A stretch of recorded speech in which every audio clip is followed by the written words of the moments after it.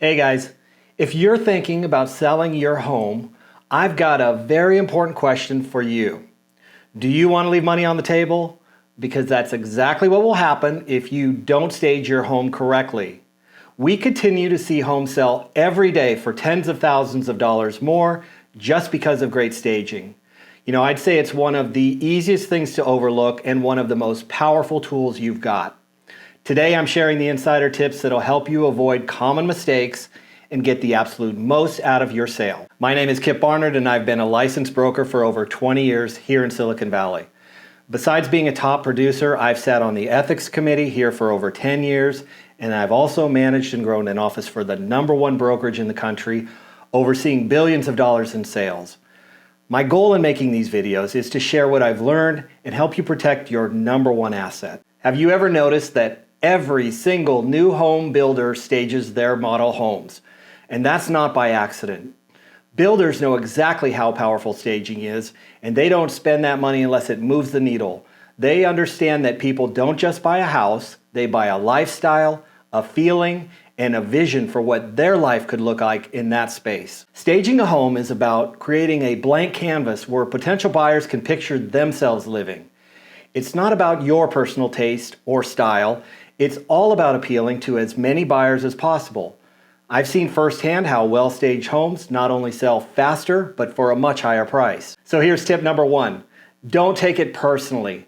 Look, I get it. You've decorated your home to reflect your personality and your life.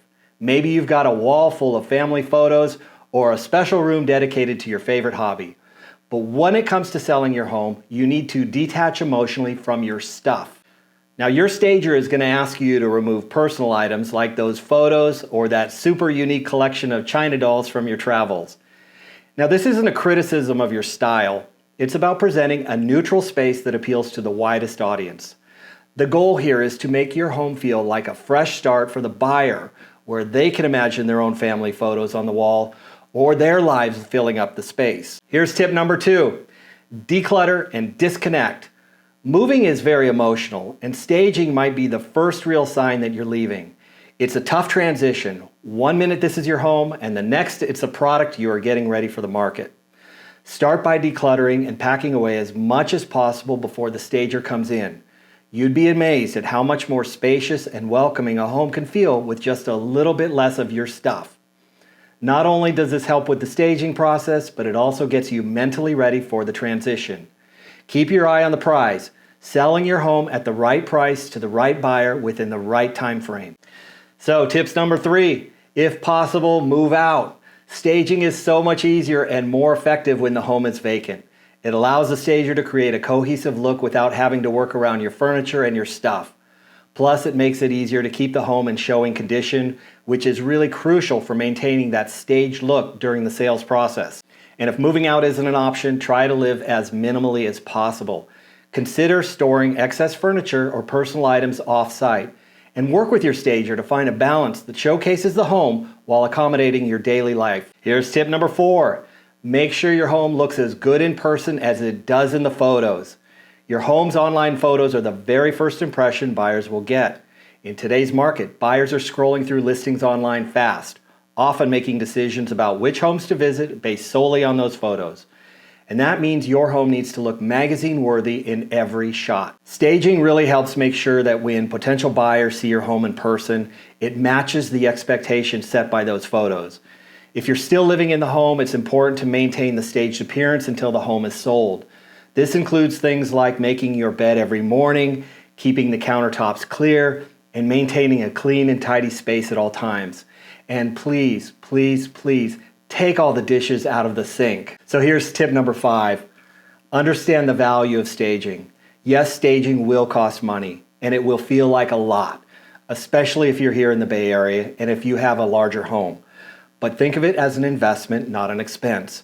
Proper staging can help you achieve a higher sale price and reduce the time your home sits on the market. Some realtors, like myself, even include staging as part of our marketing budget to give you a leg up in the market. And here's the kicker.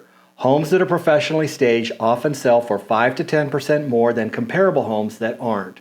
And that's a huge return on investment, especially if you're trying to maximize the equity in your home. Here's tip #6. Stick to the schedule. If your stager asks you to make a change, whether it's fresh coat of paint or minor repairs, get them done as quickly as possible. Delays can and will push back the entire process, costing you time and money. I've seen it happen so many times. A stager can't start because the painting isn't done, which means the photographer gets rescheduled, and then suddenly your home hits the market weeks later than planned.